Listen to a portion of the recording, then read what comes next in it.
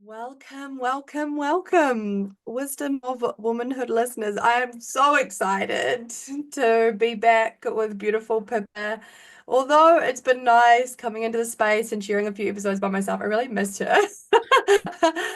So we are here today. We are planning on this being released on Christmas Day, especially for you all, to invite a new version of Pippa back into the wisdom of womanhood space as a beautiful mama who is going to share with us today some of what that initiation and rite of passage was for her. And so we're going to wrap her up in lots of love and open up this conversation with an essence of take what's for you. Your journey may have similarities, it may not. Whether or not you are a mama or a parent, there definitely will still be things that you can relate to in this.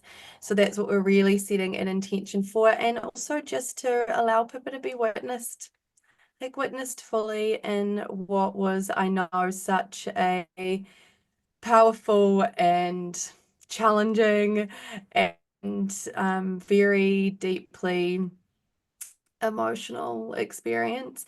So if you're new to the space, my name is Showy Moon. Thank you for joining us, and thank you for the feedback on the last couple of episodes that I've had as well. It's been quite a therapeutic process for me, actually, diving into some of those topics and being able to share. And with me, I have beautiful Mama Pippa.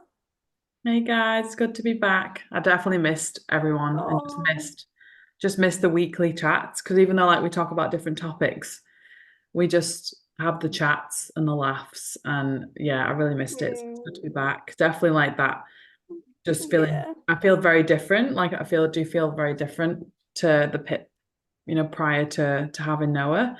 But I think just yeah. it's a new version of me, isn't it? So it's still like just that element of who I was before blended into the who I am now. So it's quite beautiful really when Mm. I look back at like even photos of like my latter end of pregnancy, just waiting for him to arrive and just being like excited for him to be here. And then then one day, boom, they're just here. Mhm. Yeah. So let's say at that point of difference, if you could articulate that, what feels different about pre-Noah Pippa and pre-Earthside Noah, because he was still there in the body, but it definitely changes when they come Earthside. So pre-Earthside Noah and this version of you now, what feel like the biggest differences?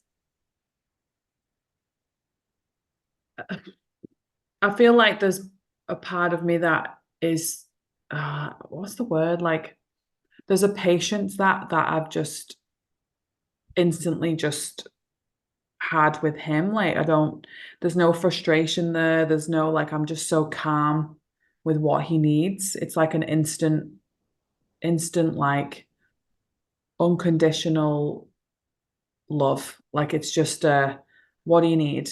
I'm here, I'm your mom. Like it's so magical. But I think like he's 7 weeks on Tuesday, which is insane. Mhm. Just how quick it's gone. And I think also from a perspective of me without Noah is that level of freedom. A lot of mums talk about that, like I can't just jump in the car and just, go wherever. I've got to think about his schedule, like even now recording with you, I've got to think about when I'm pumping Yeah. next for milk, it's like I'm feeding and making sure he's got food while I'm recording. It's just massive, just a massive transition. I think I'll talk about this probably more as we go on throughout the couple of weeks, depending on we talk about different topics with motherhood. But there's definitely something I want to touch on with those first 2 or 3 weeks of just questioning everything. With your firstborn, I've heard this is like massive for first babies. It's like, am I doing the right thing? Is this the right thing for him? Is this the wrong thing? Is this normal? Is probably the most Googled thing Oof, ever yeah. for the new mom.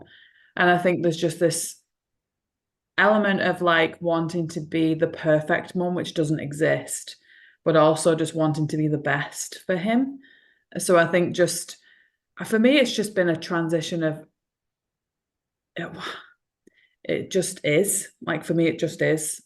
There's no like, there's days where like, my hormones were really, really hard to manage at times.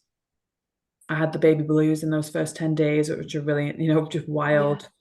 And then not being able to kind of revisit my birth story for a while just because it was so emotional. I remember driving home from River Ridge, the birth center, and Chris was playing his playlist as he always does, and this song came on, and I just burst into tears because I was watching a movie with that song in labor, and I just was like, Mm, oh, just like because it brings back all the memories of the labor and stuff. So I think from two yeah. elements of just your freedom changes, but then I also feel like it's a different type of freedom because now I've just got this beautiful little boy that I can do other things with and get excited to go on little trips Mm, with him and stuff. But also just this next level patience with him and patience with myself. And it's just, mm. yeah, it's pretty wild, really. It's a completely different is love, Mm, right? It the love that many of us have as mothers for our children.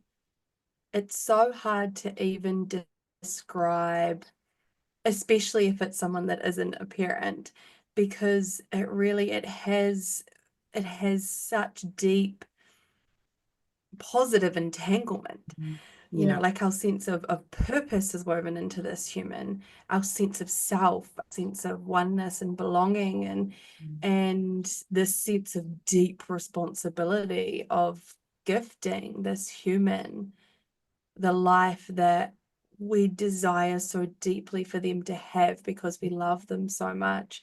And then the challenge in that, like you've spoken to before, is that there's no perfect mother, there's no perfect life, mm, there's no perfect childhood, mm, and that all we can do is just show up, just continue showing up the best we can with the capacity we have, right? And that's it. It is us doing the greatest we can do.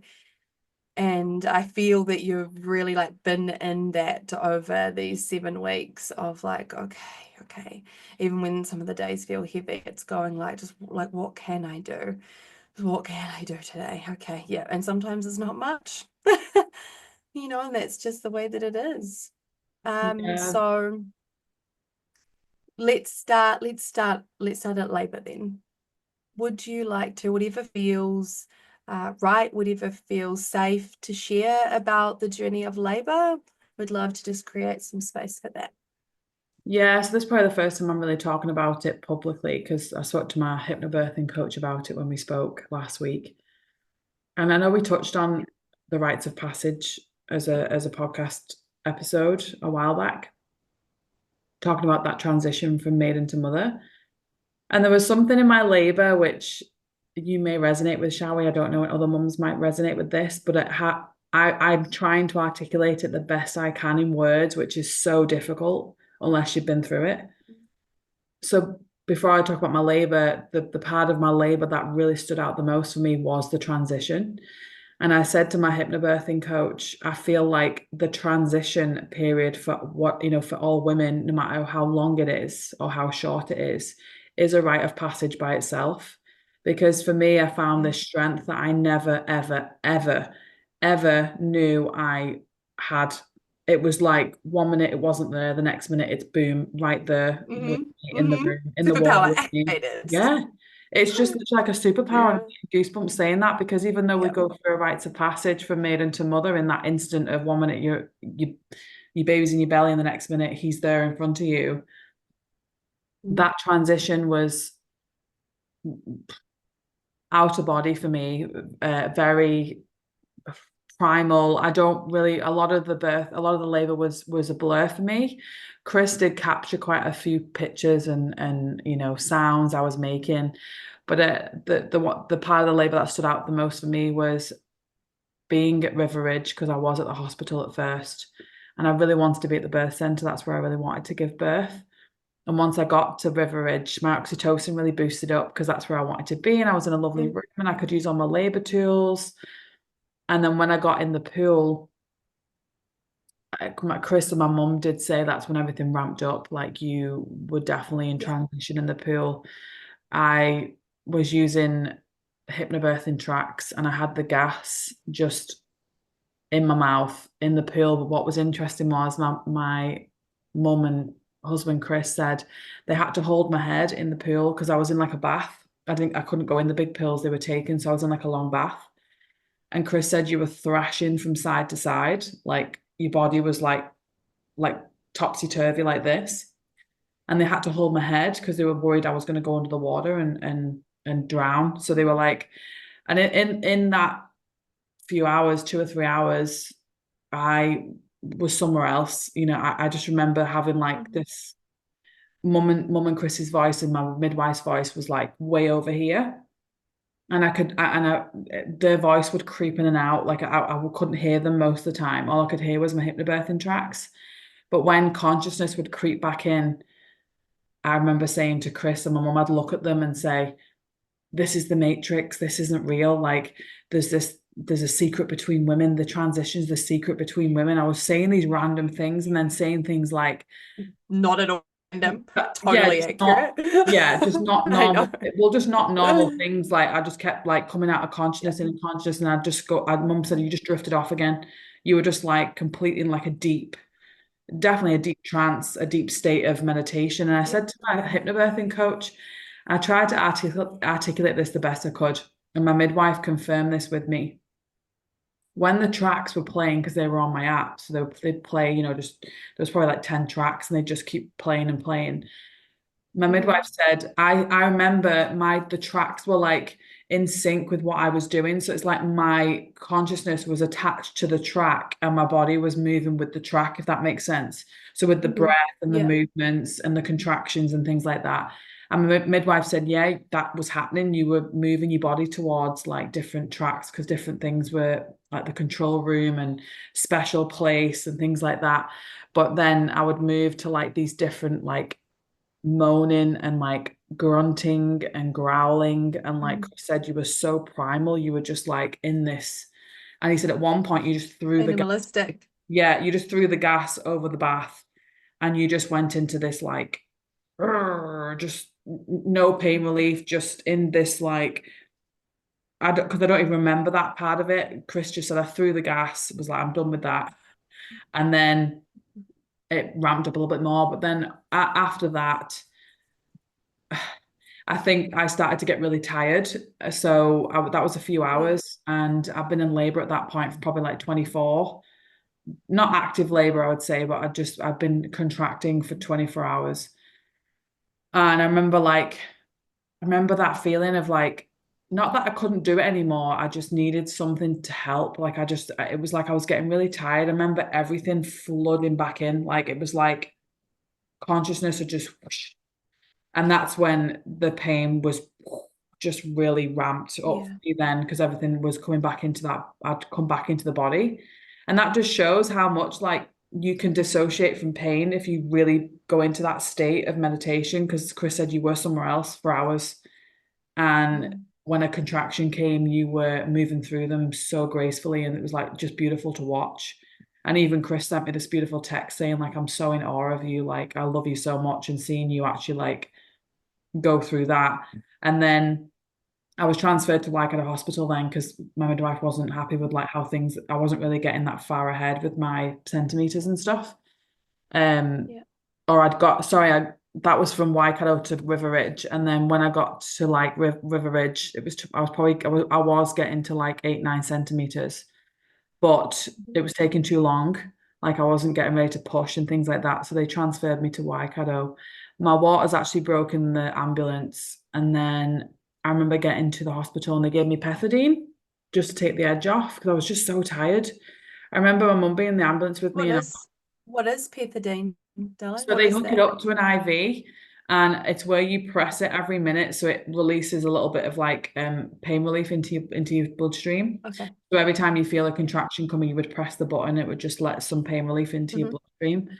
It was probably the only thing I Hmm. would have had. They offered me an epidural and I said I didn't want that. So I got to hospital and they gave me pethidine, which took the edge off just because I still wanted to do it myself. I still wanted to push him out.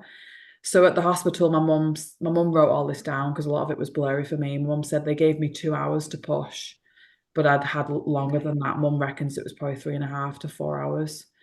And Chris said, you just found this strength again. He said, I thought you were done and you just found this extra strength from somewhere.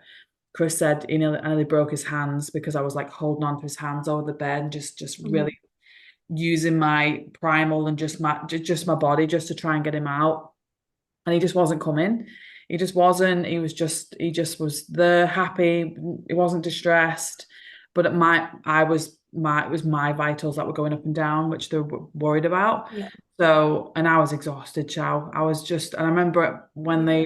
they offered me a episiotomy and forceps, and I said, no, thank you. I'd rather have a C-section, please. So they rushed me down to theatre and I fell asleep on the theatre table and I was snoring on the theatre table. I was just like I'm like about So to see my tired. baby come out my belly, and I remember like waking myself up snoring, and Chris just Mm. kept gently touching my shoulder, saying, "Hey, Pip, almost coming out." And because obviously when anyone's had a C-section, there's just a lot of pressure, and I felt it hard to breathe at times, and it just was like Mm. just such a surreal experience. And the team were lovely there. Like I can't fault the team that were in the theater. You know, they were beautiful. They had music on. They kept the lights dim for me, and Oh. it was just a nice experience. I didn't want it to be like too overwhelming.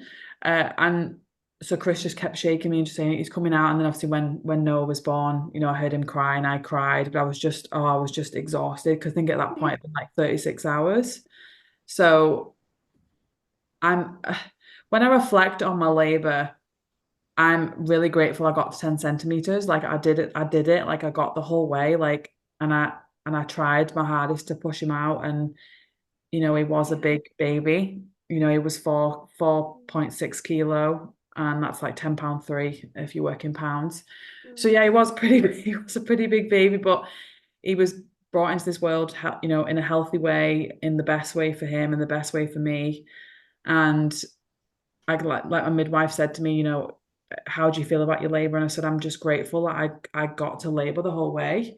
You know, I literally went from contraction starting at home, 9 o'clock Saturday, to him being born by C-section early hours of the Tuesday morning. So, you know, it's I'm just grateful I got to experience what labor was like, and I got to go through that transition. Because I said to my hypnobirthing coach, that transition period for women, which is supposed to be the hardest, which it definitely is, now I know, is a rites of passage, I think, because to get through that yourself, Absolutely. and I know a lot of women haven't gone through that, and that's not to dispute anyone's birth, anyone's labor. It happens as it's meant to happen. But any of you mums that have gone through the transition, you know what that feels like. I feel like that strength that you find to get through that is a rite of passage itself. And I said something to Mm. Chris where I said, this is a secret between women. It's like we know. It was such a surreal experience. I can't put it into words, but I remember coming You'll into know. We all yeah, feel it's it. a consciousness I came into, and I just thought, is this something that it was like the transition, just like it's like a switch. Like for me, it was a switch of holy shit. Like now, I know I've got strength for anything. There's Yeah. nothing I haven't got strength for, you know. So it was, You meet a whole new part of yourself, right? yeah, yeah. And then Yeah. you want to do it all over again, you know. I And will. it's magical, but it's surreal, really. Yeah. Oh, darling, thank you so much for sharing and speaking from all of our listeners. It is such a sacred experience. Mm. And so, truly acknowledging your willingness to come and talk on the podcast and share with our listeners, so that you can be open in your life experience, but also because I know that there's a part of you too that knows how our threads weave together as those of us who have gone through the birthing process and whatever that has looked like. And also for all of our listeners who aren't or that will never, it's a really valuable piece of the human experience that it would benefit everybody to know more about. Because, you know, like you said, it is the secret between birthing women. Mm. However, I really think that we should fucking acknowledge it more. You know, it still doesn't get given the full acknowledgement and deep appreciation for how you meet parts of yourself that you will never meet in any other situation. Mm, It's so different because, yes, we can go through major grief, major physical pain, injuries, like rehabilitation, all of these things. But when you are driven by your own child, like when you are driven by that because it is your responsibility to bring them into the world, it is a completely mm, different level that you can reach. yeah. Like it is this part of you that just goes like there's more. Like there's more. Like there's a whole another level. And I think that's really a comment that a lot of midwives and partners and stuff that are in delivery rooms will say. It's like I thought that you were done and then it was boof. Yeah, yeah, that's There's that's what just Chris this said. Like other you were oof. kind of like that in the ambulance going over to the hospital, but then I think the pethidine helped just 'cause it took that edge off for me to just ground Yeah. again and just, find Yeah. some more strength to push him. But Yeah. I remember the pethidine wearing off when I got taken to the theatre and they're about to obviously get me prepped for Yeah. the spinal block. And I remember getting Yeah. contractions on the table and having to go through Mm-hmm. them with no pain relief. Like that was just Ooh, insane. especially Going if you're lying down on the table. well, also just being over the edge because I had to round anyone who's had a C-section, you have to round Yeah. your back so they can get in the spine. And I was like, don't put it Yeah. in yet. I'm having a contraction. They're like, no, we time it with your contraction. Oof. And I just was like, but then Oof. just trusting the whole process. Like there was no element of Yeah. like worry for me. I don't remember feeling worried. I guess my mum might have because it's a Beautiful. daughter, seeing your daughter like that, and maybe Yeah. just had moments of worry. But for me, it was just I had Gay there, my midwife. She was awesome, and just Mhm. yeah, I just felt so supported, and I just knew that I'd be okay, no matter what would happen. And I would have liked to have, vaginally birthed him, but I did have an inkling. I'd say 7 months in that I'd have a C-section. I don't know why, I just did. Because I was always, I'd always choose that over the intervention of the forceps and stuff, which was my Yeah. my choice. Because Yeah. I really value my vagina. And it just they offered me that, and I just knew straight away, no, I'd rather have a C-section, please. And to be honest, another episode we can talk about is, recovery from birth and how that's looked postpartum, because that's been, Absolutely. that's good to talk into as well. I'd really like to talk about that another time as well, like what postpartum looks like in Yeah. those first 6 weeks for women. Yeah. Yeah. Yeah, definitely. It will it will be a flow on because again, it's not really spoken about enough. And in so many situations, it's like the expectation for us to then, it's the fourth trimester. You have I a was about to baby that say it's is the fourth trimester, like that's completely where you need the support the most, I relying would on say. you. Yeah. Yeah. Absolutely. Yeah. Yeah. Are there any other pieces, any other sharing within the experience of labor, or just after, maybe in the 24 hours after that feel like you'd like to share?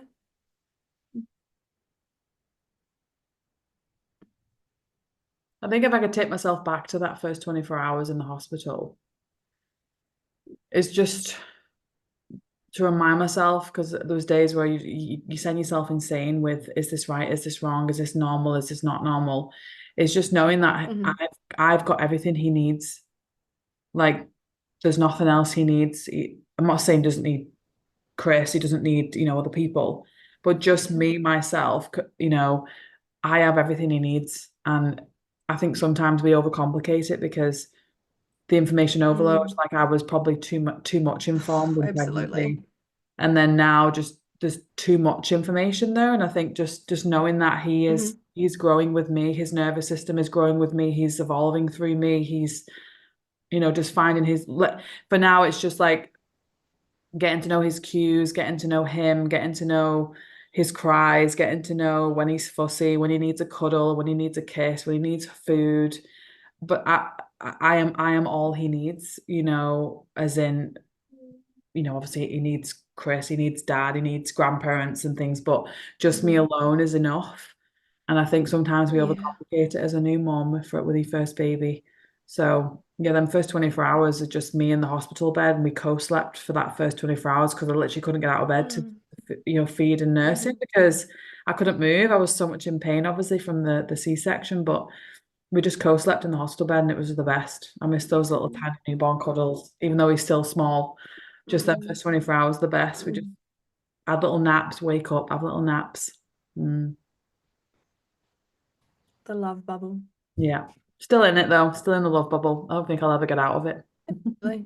Oh, I'm still in the love bubble. My kids are Mm, like almost as big as me. yeah.